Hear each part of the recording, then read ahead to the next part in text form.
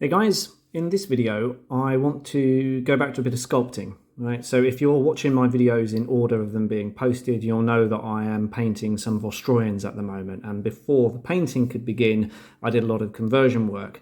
Part of converting Vostroyans is the little pin badges they have on their bearskins, so I'm going to do a couple of videos on the two go-to pin badges that might be useful for other people. Now the first thing I want to attempt is the Vostroyan V, so that capital V that can be used on a few different things. I suppose if you're collecting a Space Marine army that's the 5th Legion, that might work as well. What you're going to need is green stuff, unsurprisingly, some bases. Doesn't really matter what size, but I think the 40mm are a nice one to hold.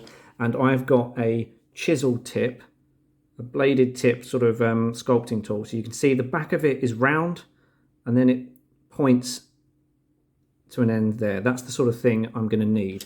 Now the reason I have got some bases aside is if you're sculpting some sort of relief, like a badge, a skull, something you're going to then stick to a model later on, it's actually not a bad idea to sculpt it to a base, pick it off with a knife when it's dry, and then you can apply it to whatever you need to. So for a V, I'm going to pick out, I'm not going to need a huge amount, and I'm going to try and roll that into a bit of a sausage in my fingers, and then do a little bit of the work already and pinch it into that V shape, right?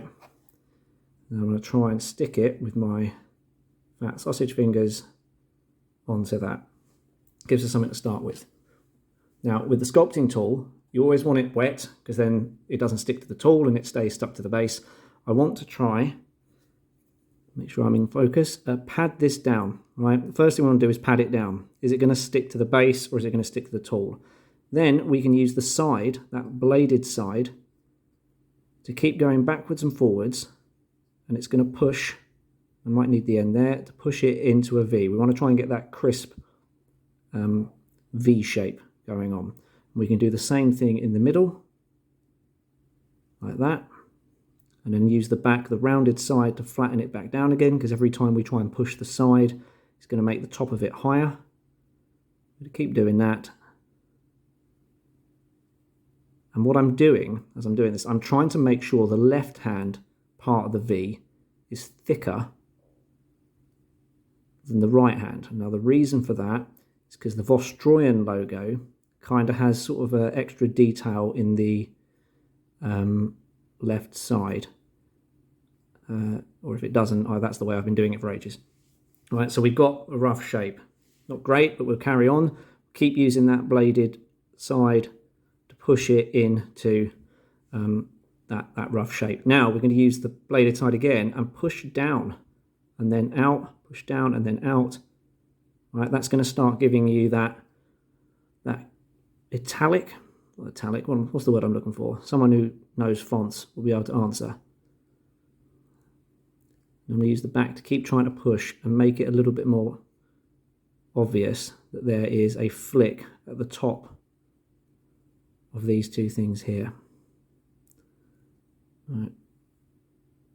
Pull it down. I want to try and make sure that that point is as sharp as I can realistically get it.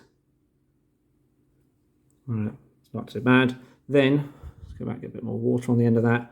I'm going to use the pointed side to add in a channel down this bit here.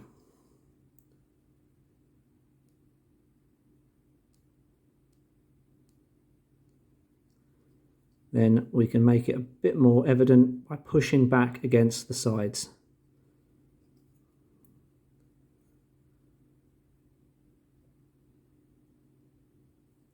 Might want to straighten that up a little bit. Right, so that's very, very quick, very, very rough guide of how you would sculpt a V.